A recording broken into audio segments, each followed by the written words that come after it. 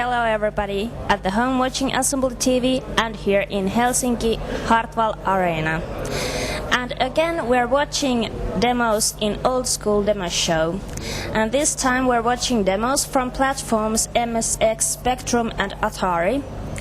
And my name is Joija, and here I have with me again Bradley from Decadence, Christopher Lawson and Timo Nyrikki-Saloma. Thank you coming here. You are pretty, what can I say, there's not so many guys doing demos or using MSX, Atari or Spectrum anymore. Why have you still guts and interest to do demos and play, for example, in MSX, Spectrum and Atari? Well, let's say I was Spectrum. The first Spectrum demos I saw was in '94, and I fell in love immediately because it was quite like the 64 demos.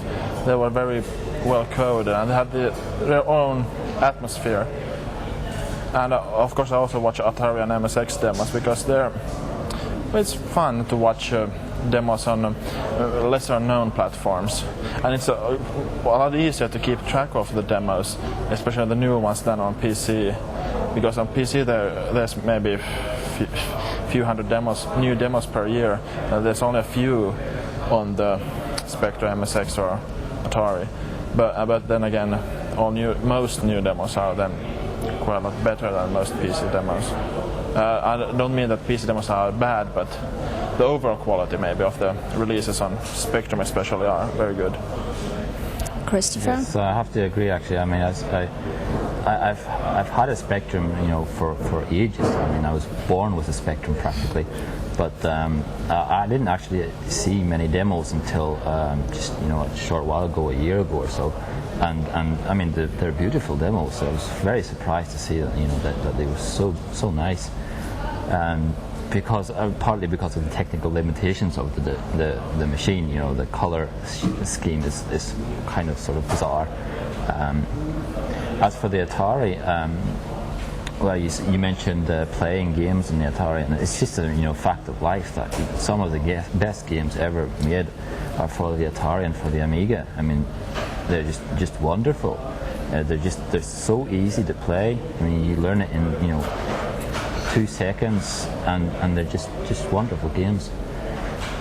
So there's no reason to quit. And Timo? Well, MSX was my first computer, and I felt in love already at that moment. And later on, I moved to the next model of MSX, MSX2, and keep on playing. And then just someday I interested about making demos and programs for it, so I was gone, and I was too lazy to learn too much from the nowadays computers. So they are kind of simple, but they are fun since they have so many limitations. I mean, it's much easier to learn how to code a device like that. And just to clear everything up, we don't really hate Second Reality. No. We think it's a nice demo. It's a nice demo. Maybe I overreacted a bit. Yeah. Okay. I think you all use pretty much PC nowadays. But how often do you use old computers, and what does it give to you? Well, I use old computers almost daily. Of course, I work on a PC, and everything that has to do with my studies and with, of course I watch movies and surf the internet on the PC, because it's easy to do. But nowadays, almost all music and coding I do on C64 and Amiga. And of course, then when I want to watch demos, I pick one of my 35 computers, watch some demos. So you have 35 computers, and what kind of platforms? Well, how many? Mostly old 8-bit machines. For example, I have MSX and Spectrum and C64s, different Commodore computers, and then of course some Ataris and stuff like that. Okay, Christopher. I don't use. I can't say that I use Atari's every day or anything like that. I do use a PC and preferably a Macintosh or a Silicon Graphics if at all possible. But I mean, one example where we still use the old machine is we do like sort of music recording, because we have like this sort of band that we have, and it's just great music software for the Atari. You know, some of the best that has ever been made, MIDI software and just sort of audio editing software. And the great thing is that, you know, it's not a multitasking system in the stage that it is at the moment. So nothing can go wrong. You just have the program, you just record, and that's it. No fiddling around with buffers. It's great for that sort of stuff. The timing is always perfect. Yeah, timing is perfect. So what kind of platforms do you have in your home? At home, I don't actually have any computers at home. I just carry a laptop around with me. I have stored for the band we have the Atari Falcon, and I have an Atari ST stored somewhere. At the office I have it's quite old now, a Silicon Graphics. That's pretty much it. Okay. And a Spectrum as well, yeah, the old Spectrum. And Timo? Well, you're right about that. I have to use the PC at work, but if I use computer at home, of course I also read mails and stuff like that with the PC. But I think that I used at least a couple of times in a week my old dear MSX computer as well. Well, it is just kind of relaxing after working with these PC computers. Okay, so I think now it's the time to watch our first demo, and it comes from platform MSX2. It's IOD's Metal Limit, and it comes from the year 1994.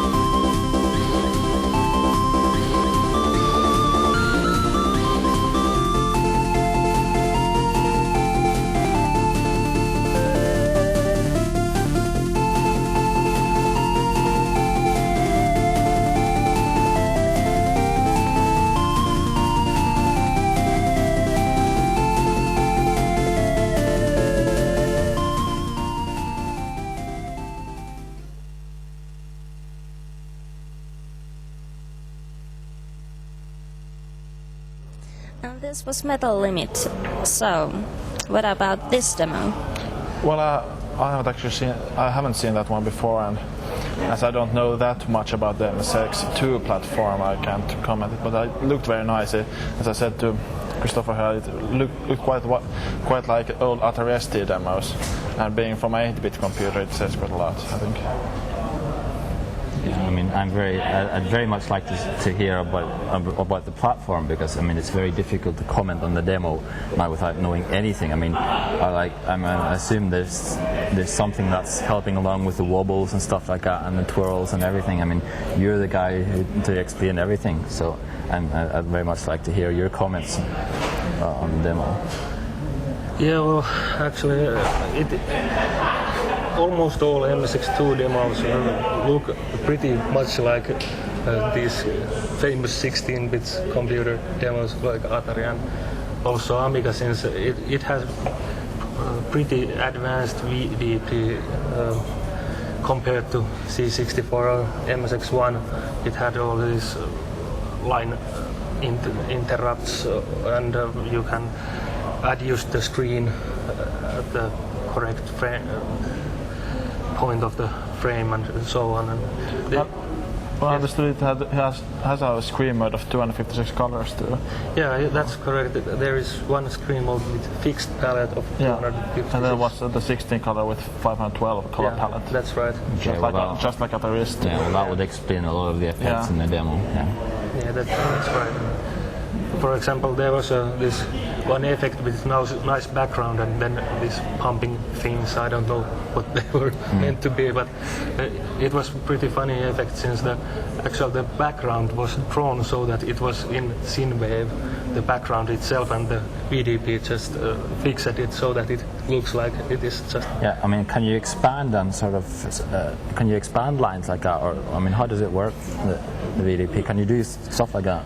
Well, it is just that you can adjust the pointer that where it starts the screens. Horizontal panning or horizontal and also vertical.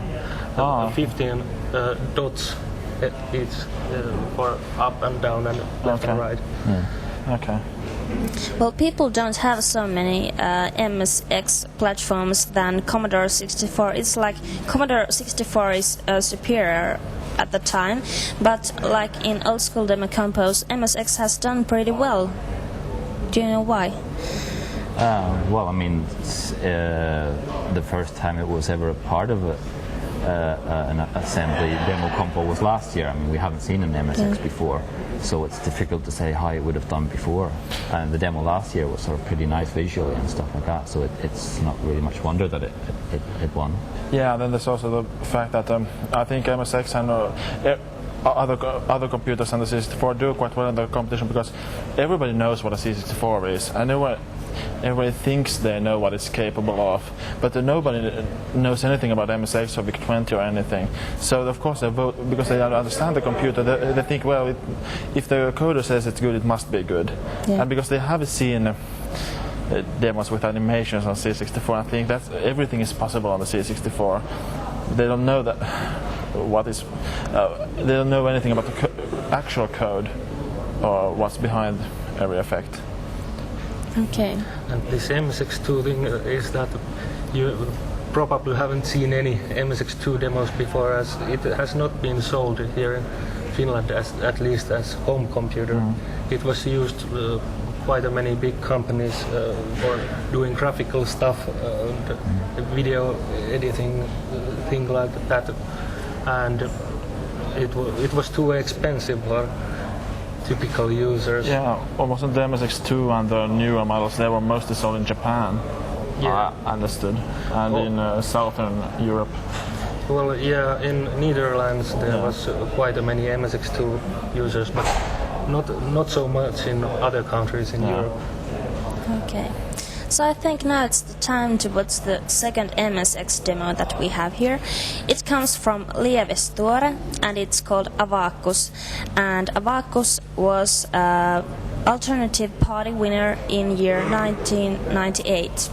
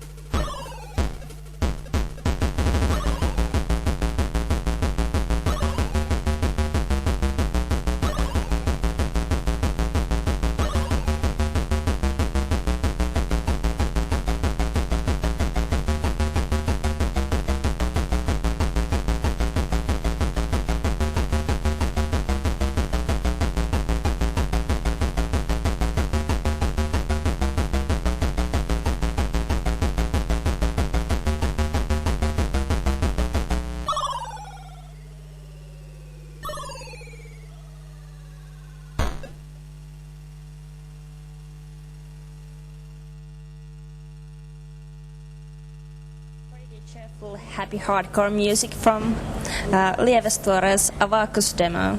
So, what about Avakus? Yeah, it's a nice one. Because it's all the colors are so happy. I always like the Lievestuore demos because they're happy. They're cheerful. Brings you to a good mood. Yeah, I'm always getting a happy mood when I watch them. So yeah, they're good. Yeah, they're sort of created with the sort of right kind of attitude. Yeah, exactly. They're fun. Yeah, I guess a lot of people probably take themselves too seriously for their own good, and it's always much more interesting when people sort of, that they're skilled and so on, and they're serious about what they do, but they don't take themselves too seriously. Yeah, exactly. That's always sort of important. Yeah, the Lievestuore is always a mark of quality, and I've seen those demos pretty many times already, and watched them all over again and again. And this is, I was just wondering that this was probably one of the reasons that why MSX wasn't so popular as C64, as the VRAM was not memory mapped as in C64, so you cannot make very fast effects, and Lievestuore has managed to get quite much out of the VDP. So. Yeah, and I have heard only bad things about the VDP and the MSX. So after hearing all of that, I thought it was very remarkable, the demo, that it was as fast as it was. Okay, so could you explain to me how it actually works then? I didn't know that. I thought it was memory mapped. Yeah, well, it is just that there is two I/O ports that you put first the address in, and then you write the data to the data port, and it is through them.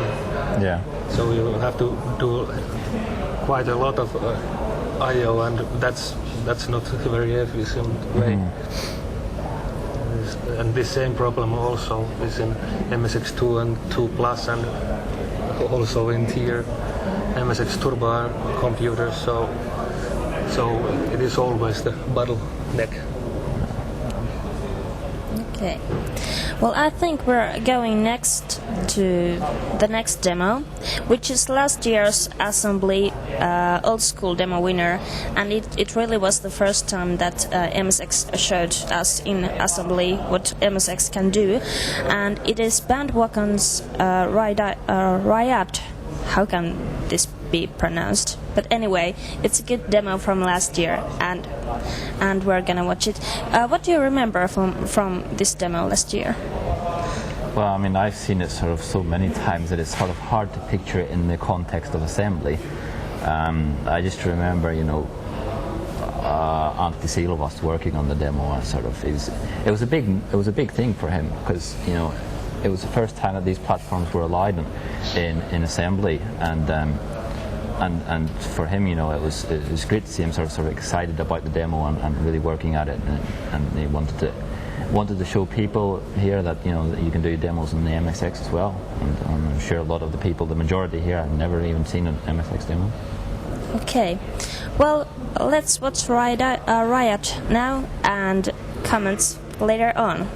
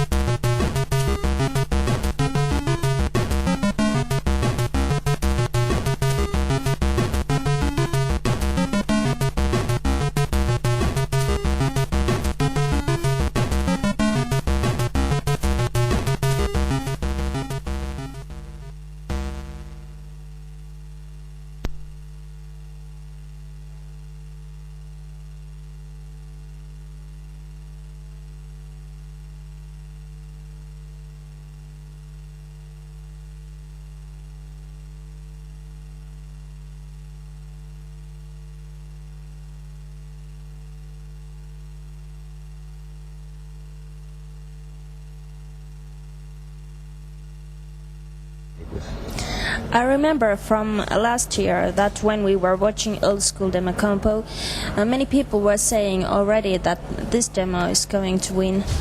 Why is it so? What is so good in this demo? Well, there's very good ideas. I love the backgrounds. The backgrounds combined with the effects are quite. They had very good ideas. Although I figured out every single effect that there were animations, so I was impressed with the code. But generally, it had a very good concept. Yes, I would agree. I mean, none of the effects are sort of.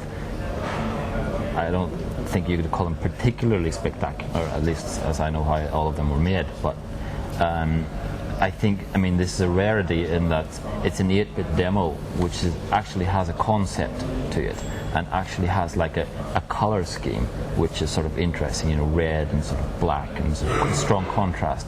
And the music is superb. So I think, I mean, it's no surprise whatsoever that the demo won. I mean, it's the kind of demo that sort of usually wins competitions. It's just easy to watch. Yeah, I think that also.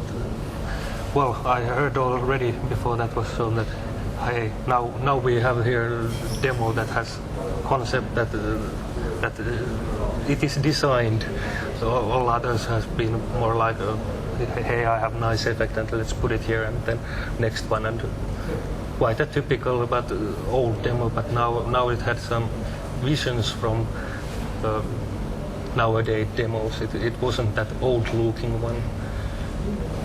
I think the music was also pretty good. It went pretty well with the background, what I think. Yeah. I was well.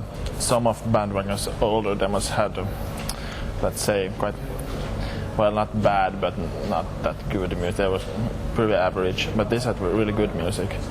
I think I was very surprised. And it's interesting, you know, if you take this demo in context and how it fits in with the time, with all the sort of the Arabic influences and stuff like that. It's very sort of. Yeah, and of course all the flashes. Yeah, it's pretty smooth demo. Yeah. But I mean, if you consider what, you know, all the events that happened after this demo, you know, it sort of really hit the mark, I guess, in the sort of the Arabic kind of theme. Okay. Well, what about MSX platform? Generally, there's MSX, MSX2, and so on.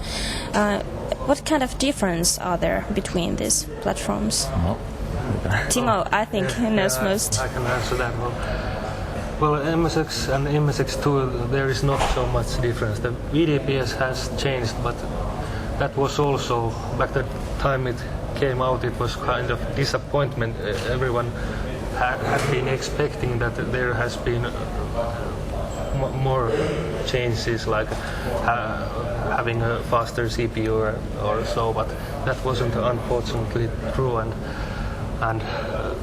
so the only thing worth to mention is the VDP that has been upgraded. And after that, that was the year 96 when MSX2 came out. A few years after the 96.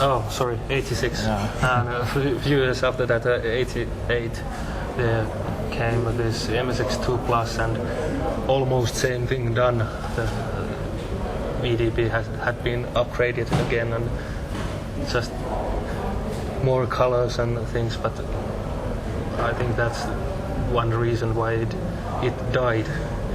The faster CPU came in 92.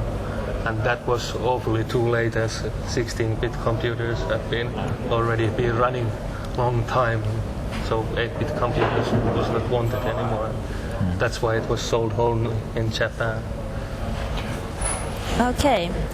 Well, I think we're going to change to another old platform, which is Spectrum. And I think you have warm feelings about Spectrum. Yes, definitely. Well, like I said, I grew up with the Spectrum, so that's my platform. Okay. Well, I think we're going to start by watching a demo from 1997, which is from Group 3SC, and it's called A Higher State.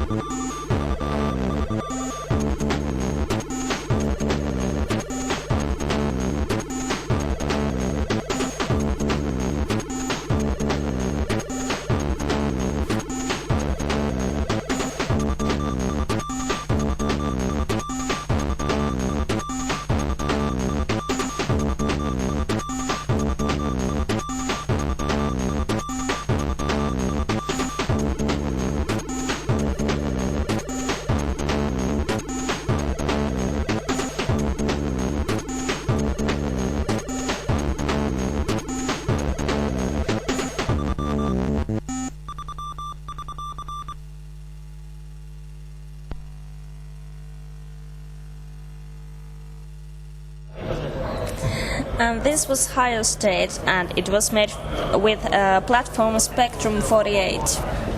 So, Spectrum demos. Yeah, that was a quite nice Spectrum. Especially I like the fact that it worked on a 48 kilobyte Spectrum, as most demos, I think since maybe 93 or 94, didn't work on the 48 kilobyte. They required the 128 kilobyte Spectrum. Only thing that if you run it on original 48 kilobyte Spectrum, you don't get the sounds. You need a separate sound module, as the 48 kilobyte Spectrum only had a beeper, but the 128 kilobyte Spectrum had the AY sound chip, which this demo used. But it was of course available as a separate module for 48 kilobyte. And as myself, I'm only the owner of a tape drive for the Spectrum. The 48 kilobyte demos are always more fun because they take less time to load. Okay, and Christopher. Yes, nice demo.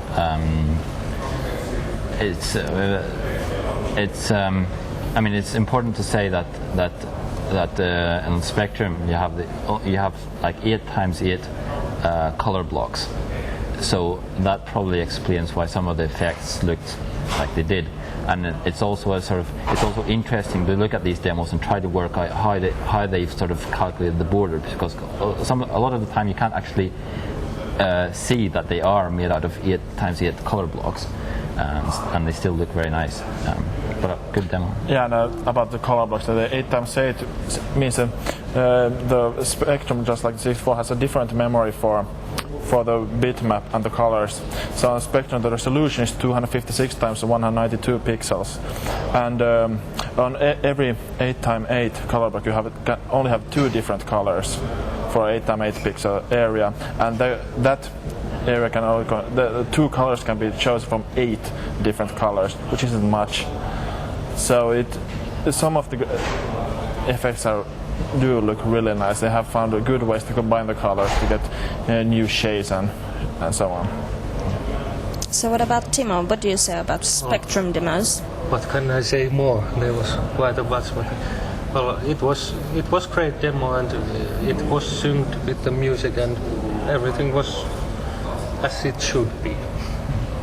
Okay. So I think we're going to see what Spectrum 128 can do. We have a demo from a group Digital Reality, and it's called Melange, and it's from the year 2000.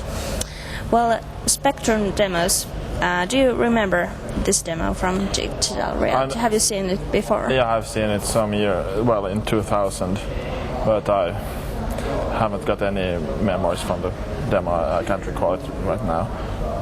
So what do you say about between these platforms from 48 and 128? What's the differences? Well, there aren't actually many. How they show in a demo? Well, mostly because if a demo actually is made for the real 48 kilobyte Spectrum, there aren't any real sounds. So the Spectrum 128 demos had more sound, and the 128 is capable of better graphics because it has memory for 2. Well, you get rid of the retrace errors and so on. You can do double buffering and so on. Especially interlace effects can be better made on the 128. Okay, well, let's see how Melange seems to be, and comments afterwards.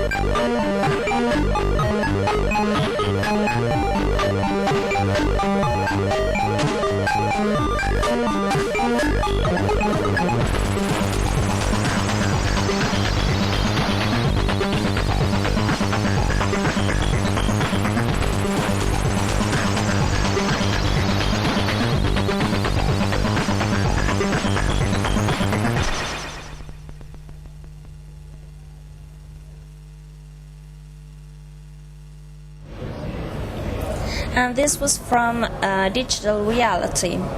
What about this demo? Yeah, now as I saw it, I remember that I have actually seen it. And as Christopher commented, it was actually it was made for the invitation, the Chaos Construction part in 2000. They had an invitation competition that groups should code an invitation, and the winner will be released officially. And I remember every single demo in that competition were. I mean, there were kind of demos I would expect in a demo comp, but not in as an invitation into. That was a good demo, not an intro. It was really nice, and it was a typical Russian demo. Russians have their weird style, especially concerning music, when doing Spectrum demos. And I also was wondering that I think this demo was done for a Russian Spectrum clone called Pentagon, on which it probably is a tiny bit faster, because it has a slightly faster CPU and the memory isn't as slow as on the original Spectrum 128. Yeah, it's interesting to mention the Russians, because the Russian Spectrum scene is huge. I mean, you don't see it here. You've never seen any Spectrums in any of the compos here, but the Spectrum scene is really big, and it's quite surprising that you don't get it here. I guess it's so difficult for the Russians to travel. Yeah, and this thing is in Russia they have manufactured Spectrum clones in Russia for maybe 10-15 years. Yeah, and there's lots of different variations. And I think Spectrum clones were used in schools. Yeah. And everybody had Spectrum clones. C64 was never popular with that because it was too expensive. Yeah. But the Spectrum, they figured out a way how to overcome them. The Spectrum has even gotten special chips. But they found a way to overcome, and actually there's this quite new Spectrum called the Sprinter, which has a 20 megahertz CPU, 256 colors. You can have a regular SIM memories up to 16 megabytes, IDE controller. You can see the ROM drive. It has ISA card slots. It's like and then it costs maybe 100 euros, and it can be put in a normal ATX tower. The Spectrum lends itself to that so easily because it's just such a simple machine. Yeah. I mean, you can just do all kinds of stuff with it. I mean, that's why Clive Sinclair built the machine so people could sort of tweak the machine and try different stuff with it. It was an engineer's machine. Yeah, he wanted to do a simple machine, a cheap machine that anyone could use and build stuff for. Yeah. And like you said, it's a beautiful demo. I really like it. There's pretty much of those guys somewhere hidden in Russian that are very talented and coming much stuff out, but he's never seen here. It is quite hard to dig up somewhere. Yeah, I think that's a real shame. Actually, I have to confess that I've been really worried that some Russian Spectrum guys would come here to assembly and participate in the old school demo combo, because if they would do a demo like that, it would win for sure. And so I'm actually quite glad that there aren't any Spectrum users here. So now we have a chance of... you have a possibility to win, perhaps. Perhaps. Who knows? Okay, so for the people on Arena, I have to say that our Arena broadcast will end now. But if you want to see us, you can watch us from the canal. And the TVs on the corridor and also on the stream. But next we're going to watch another demo. It's Progress's Shit for Brains, and it comes from the year 1997, and it's also made in Spectrum 128.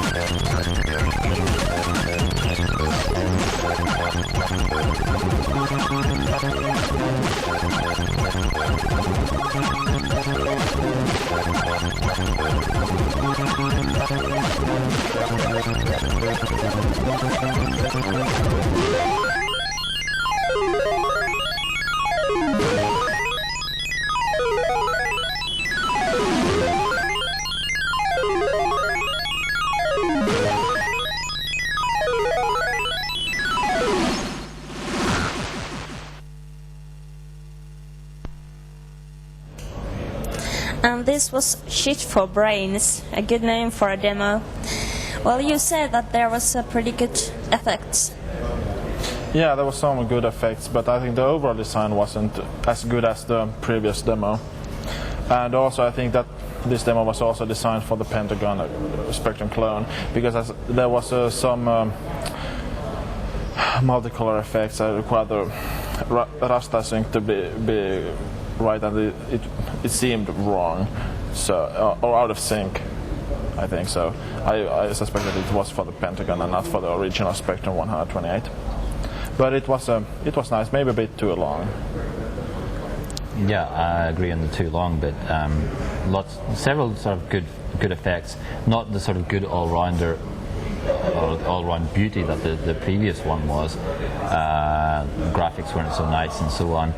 I like the music in all of these. It's great music, and it's just nice to see Spectrum demos. Something I like. And Timo? Yeah, maybe there could have been a few less effects and maybe some changes, but I like the music very well, very much. It was nice.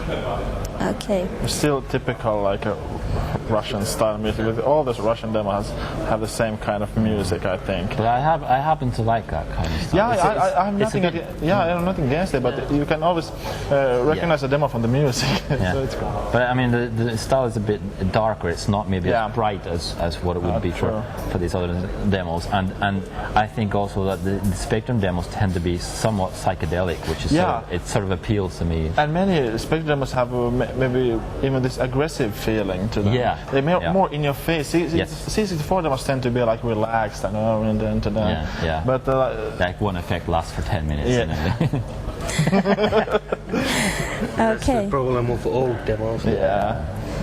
Well, for the people on the arena, I have to say that I was only kidding that we're continuing broadcast there, because next we are going to see Atari demos, and of course we can't watch this show without Atari demos. So Atari, there's I think this is Christopher's favorite, or one of favorites at least. I must admit I used to be an Amiga owner, but then I switched to the Atari STE when that came out. So yes, I'm sort of pretty much involved with the Atari scene. And it's nice to see it at Assembly as well. Okay, so what about Atari? What's the thing in Atari that Well, I think, I mean, the Atari was always very much a sort of coder's platform. You never really had very good graphics artists at all. The music, although the Atari was very much a music platform, but that was for professionals. So often, I mean, the music was done by like sort of Amiga guys. I mean, I'm talking about tracker music. Old music, the chip music was done. So there's a lot of very good stuff done by ST artists there.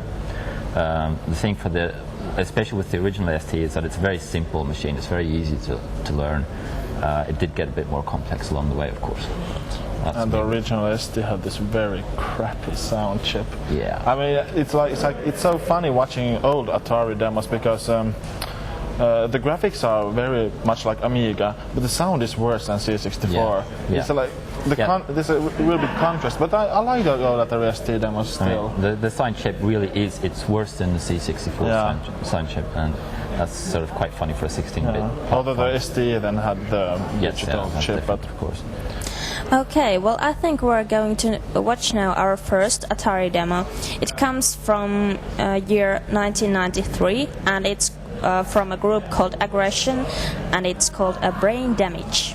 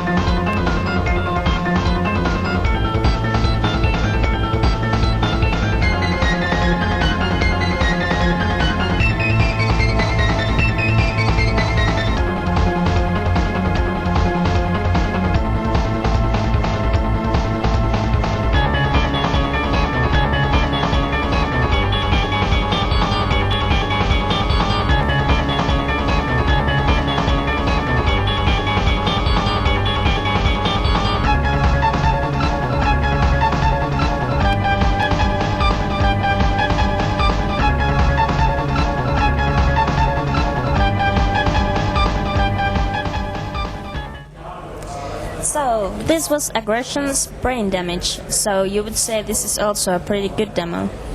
Yeah, I think personally it's the best STE demo. Of course there's a difference between the ST and the STE. The E version is more enhanced, it's a digital sound, a better palette and so on. But this is the only demo that I would consider buying a STE for. I only have the STFM, which is the older model. But very good demo. I like it. Christopher? Yes, well, I mean, it's difficult for me to say, but I mean, yes, I of course very much like this demo, and the music is fantastic, so great to tackle wherever he is, and it's just sort of, it's the kind of demo that you used to get. It's really pushed the limits of the STE to the furthest boundaries, and I don't think it's ever been done afterwards. The other STE demos have been sort of nice, and there's nice design, modern design, but nothing really pushed the STE as much as this did at the time. Okay, and Timo? And it was also a pretty old one, and still it had all this already done. Yeah, and I mean the end effect, of course. Well, I'll not explain it here on the program maybe, but it's an interesting thing. It's not. You were wondering, if it's just done just by drawing just normal polygons, but it's not. I mean, you're not going to be able to do that sort of thing with just drawing normal polygons on an Atari ST. So you like also this demo because it's well made? Oh yes, I mean it broke many records at the time. So it's not only well designed. That's the best combination when you have a fairly good design. It's not a design demo in the way that some others have been, but it's sort of fairly good design, sort of fairly good graphics, and especially the music is excellent. And on top of all of that, you have just sort of superb code. Okay. So Atari demos more. So there's not so active demo scene in Atari anymore, or? Well, I think it was getting pretty dead in the late 90s, but that's started to revitalize again, I think. Yeah, Atari. Some of the old groups have, especially some of the old groups, I think, have at least finished the old demos that they never finished back in the early 90s. So they have finished them now and put them in some demo competitions, which is a really nice thing, I think. Yeah, I mean, Atari is very fashionable at the moment. I mean, you see guys here with Atari t-shirts, and they don't have any idea what the Atari platform is about. I mean, they just have an Atari t-shirt. So very fashionable platform indeed. And of course, you have had sort of Falcon demos, Atari Falcon demos. Unfortunately, we won't be showing any of those now. But there are sort of several pretty good Falcon demos which have been sort of coming fairly regularly. Every year you get one good Falcon demo. So. But has there been a real mind blower on the Falcon? No, just like this brain damage was on the STE. No. I haven't ever seen a really mind-blowing Falcon demo. Yeah, because motion never came out, but Okay. But yes, that's the one thing that I really like to see, a really true mind blower on the Falcon. Yeah. There have been good demos, good technical demos. I mean, great effects, great coding, and some with good music and stuff like that. Not one where it's just somehow gets all the elements right. Yeah, exactly. It really hits you. A really killer. Yeah. Okay, so I think we're now watching another Atari demo. You remember Oxygen's Flip-O?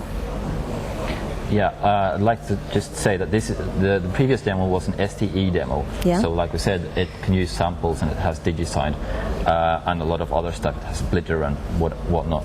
This is an ST demo, so it's not going to be a surprise if the ST music isn't quite as nice as and it has, and then the original ST didn't have any special. You couldn't do any special hardware tricks. It didn't even have Blitter. Yeah. Oh, I forgot to mention that. I mean, one of the great driving forces for the Atari scene originally was copying the same stuff as Amiga demos had, but with much limited hardware. And they did it, and it says something for the coders. Yeah. Okay. Well, do you remember this demo Flip-O from Oxygen? Yeah, I remember. I think it's maybe a month since I last saw it, so it's a really good demo. Always when I watch demos on ST, I have to watch Flip-O because it is my true favorite. Okay. Well, because it's one of your true favorites, we're gonna watch it now.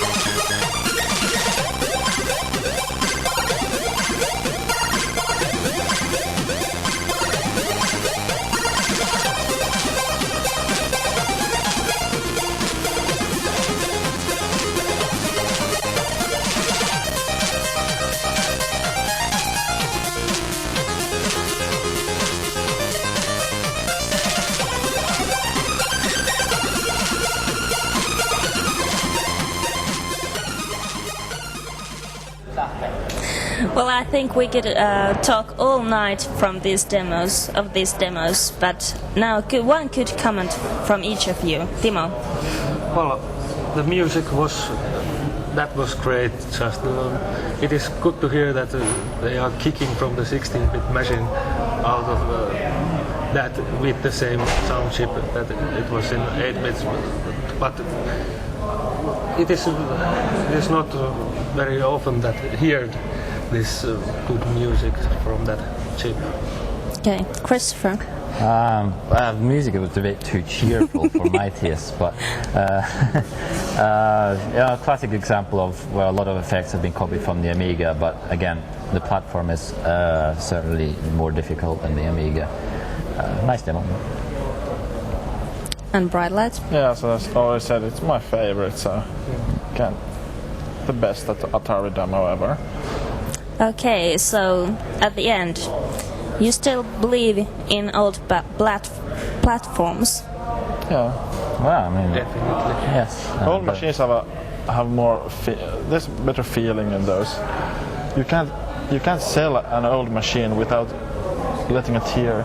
Yeah, I know a lot of people who have sold their old machines and they all want them back. I mean, I've never seen a person who sold an old machine and doesn't want it Yeah, back. actually, you can sell a PC and buy a new one, but you can't sell a Atari and you can't sell a Commodore 64. Yeah, it breaks your heart. Yeah. Okay, so what can we say to the end? You people there, old platforms still rule. And now we have to end and we're on to commercials.